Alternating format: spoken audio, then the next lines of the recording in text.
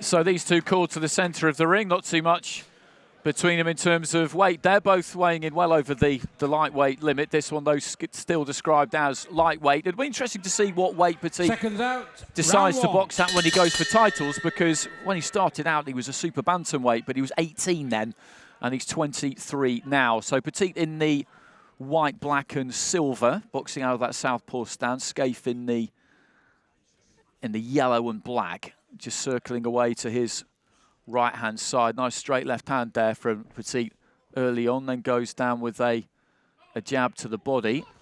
I think he was quite clear when he returned in November, Pettitt, that it was to get rid of some of the rust.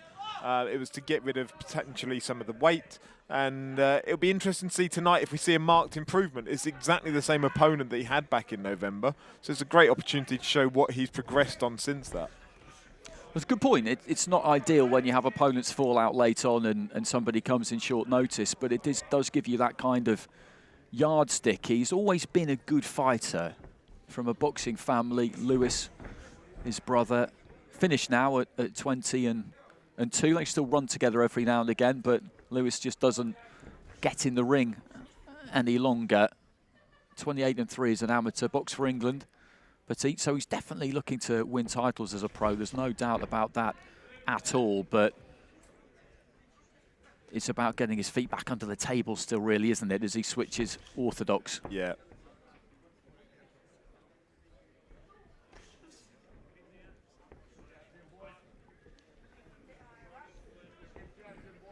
He's just inching in with that front foot, looking to try and double up the jab on his way, and goes back to southpaw there. So switching between those two stances fairly fluidly. It's always interesting to see somebody do that. You talk to trainers, and when you're going to change those feet around, you need to do it when you're well out of punching range, or you can punch yourself into that switch, if that makes sense. You can throw a right hand, come in behind it, cross your feet, and then you're where you need to be. What you don't want to do is get caught square mid-switch, because you can end up on your back. Good left hand there from Pettitt. Nice left hand. He boxes very well with the right hand low, Pettitt. And then it opens up that opportunity. I think he's looking for Scaife to maybe do a little bit more, but Scaife, you know, he's going to be looking to get through the 4 rounds without any damage. It's down to Pettitt to force the issue here in this fight. Well, that's very much what Scaife does. He has had a win since these two last met. That was in February at the Barnsley Metrodome, when he made a rare appearance in the hung corner. Got a win on his record, which would have been good for morale, definitely.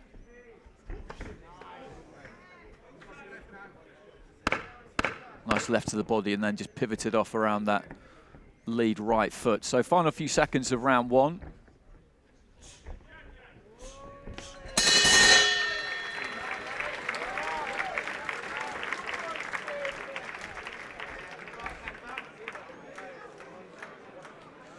Yeah, I think Jake did well in that first round. Again, just getting his rhythm in for the first round in a few months. I think Scaife will be happy enough with his own work rate during it. I don't think he necessarily has to do any more in this fight so far. It's down, as we said there, to Pettitt to force the issue, force the pace, and it'll be interesting to see if he can pick that up during the next 3 rounds. What do you think?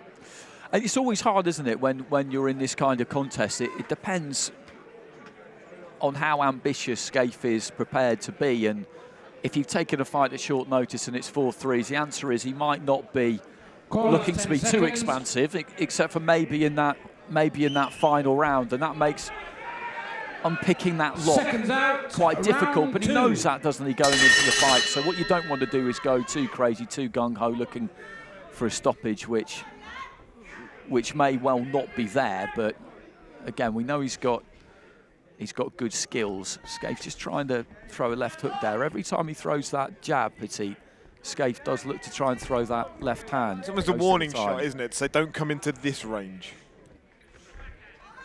Nice straight left there. Lead left again.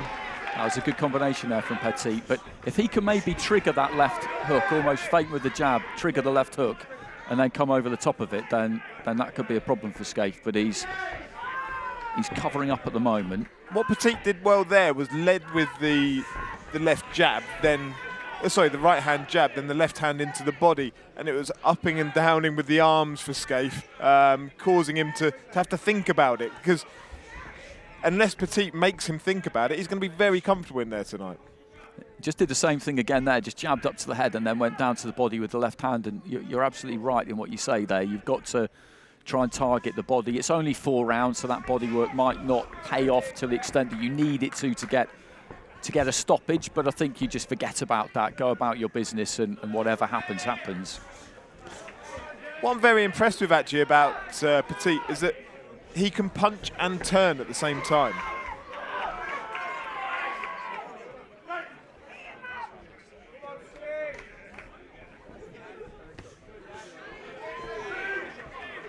So just past the midway point of round 2.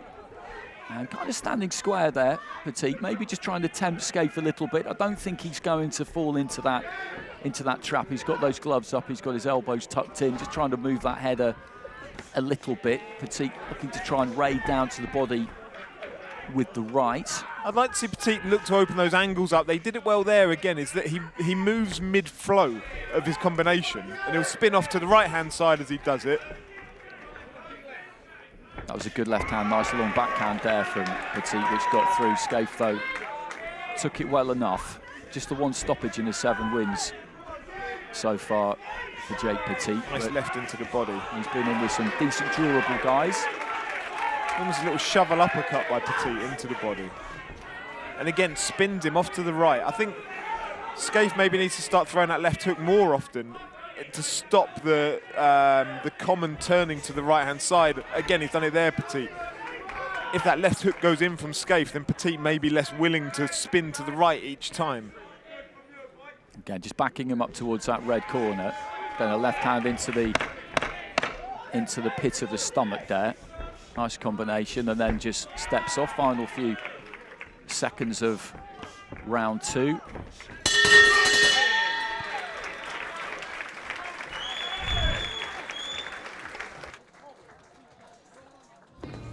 It's good to play, but every now and then time can pass you by. So by checking your activity on a regular basis, you can see exactly how long you've been playing and how much you've been spending. Wins, losses, ins, outs, it's all there. However you decide to play, play safe at Bet365.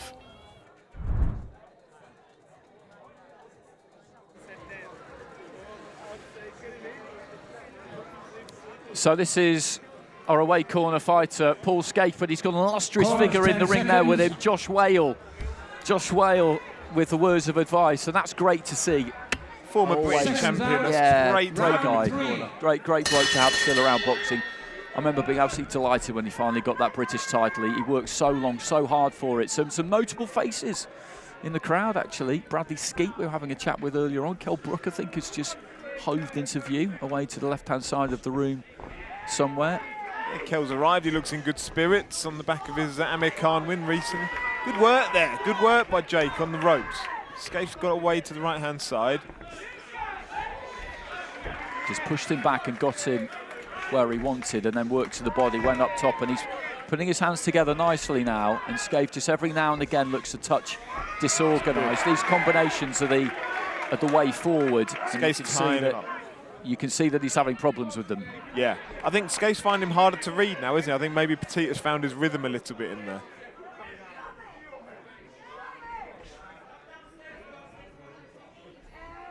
He throws the lead left hand quite often, Jake, doesn't he? He doesn't always lead with the jab. No, that's true, and that sometimes is the reason behind that. Sometimes is because that'll take you into the switch. You throw that lead left, and you can turn your feet around, and then you end up in the orthodox stance, and it's an effective way of doing it. He carries out that lead hand in both stances fairly low. He's just picked it up a little bit there, but he's trying to do whatever he can here, isn't he? Just to find those gaps. A smearing left there didn't miss Scaife by all that much. I think if this was scheduled for 6 rounds, I'd fancy him to get the stoppage here. 4 might not quite be enough. hooks into the body are working well there as well, and it's bringing down Scaife's arms. Again, worked well. Right hand, hook into the body. Lead left hand. There you go, exactly. There's that lead left you were talking about. Just pot shots with it, doesn't he, from distance? Yeah, and I don't think Scaife's anticipating it, is he? He's anticipating the jab, and then when it comes straight through the guard, it's a little bit higher than the jab would be. It comes from a different angle. The advantage of punching from low like that, snapping punches up from the waist, is that they appear kind of from nowhere. They're difficult to read.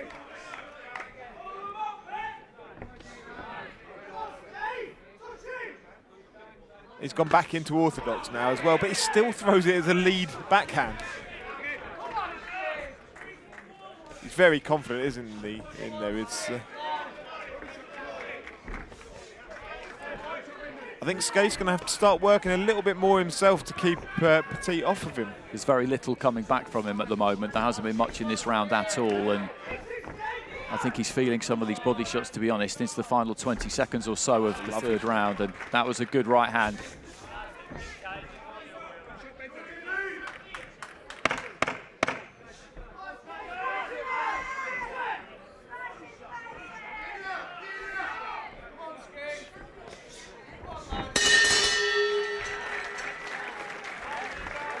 So that's 3 down. They're scheduled for 4, and he's just kind of clicked through the gears so far, hasn't he? It'll be good to see him just raise it another notch in this final round, and I wouldn't completely rule it out getting the stoppage. Every now and again, Scaife has looked like he's not coming apart exactly, but if he really puts the hammer down here, Pettitt, then he might give the referee something to think about at some point. I think what you said midway through the round was spot on, actually, about if it were a 6-rounder, I would favour Pettitt to get the stoppage. I don't think it's going to come in 4, but I'd like to see him really give it a go in this round. He's not getting an awful lot back, so I'd like to see him really take maybe a couple more risks.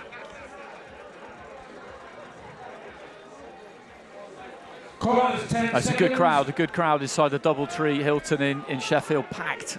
It's fantastic in it. Seconds out for your 4th and final round. Touch of gloves by the 2 as they enter the final round. So Jake Pettitt is back to us there in the white and black. Paul Scaife in the yellow and black. These two met here back at the end of November, and rather unexpectedly ended up doing it again tonight. A couple of opponents for Pettitt fell out late on, but they managed to make sure that he got the fight anyway, which he would have been extremely relieved about. Fighters all over the country trying to kickstart, reignite their careers at the minute after an enforced absence due to COVID. Really, you only got to box during that period if you were a TV fighter. Scaife just trying to get hold of Pettitt there and push him back into the ropes and tie him up. And it's not pretty, but it's perhaps what he should have done earlier in the fight as well, is to use his size, maybe look to bully Pettitt a little bit and just tie him up, just make things a little bit awkward for him. Good hands. Stepped out well as well. Avoid anything coming back that time, Jake. Good long left hand as he just pushed him back into the ropes, and you're right, just took those feet back. He looks sharp, Pettitt. I like him. Well, training in Sheffield these days, as mentioned, he's had 2 terrific teams behind him. Yes. Training-wise, with the iBox, Alan Smith and Eddie Lamb, as I mentioned, and now the Ingle Gym. Between them, those 2. It's a good upbringing. It is, absolutely. There's not much they don't know. So just past the midway point of the 4th and final round.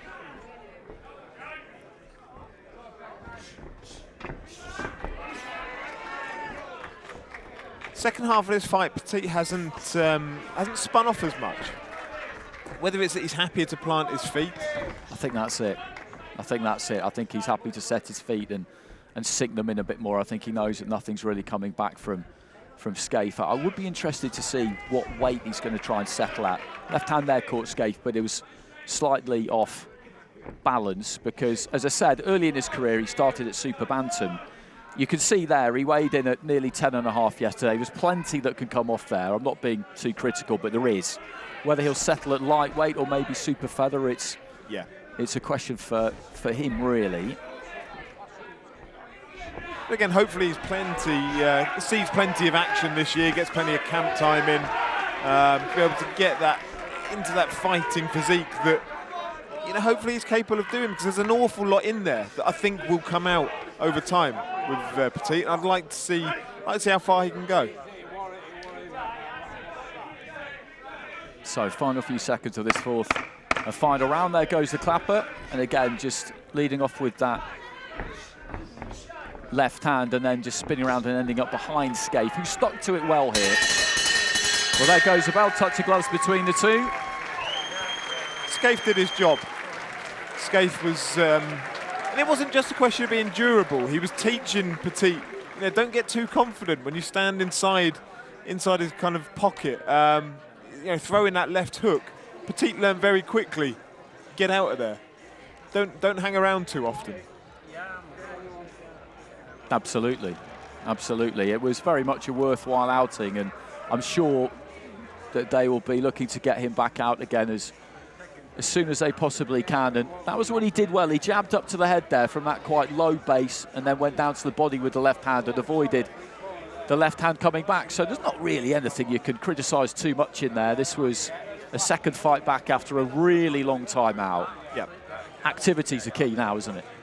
Yeah, absolutely. And, hopefully a new opponent as well. We don't probably need to see the trilogy.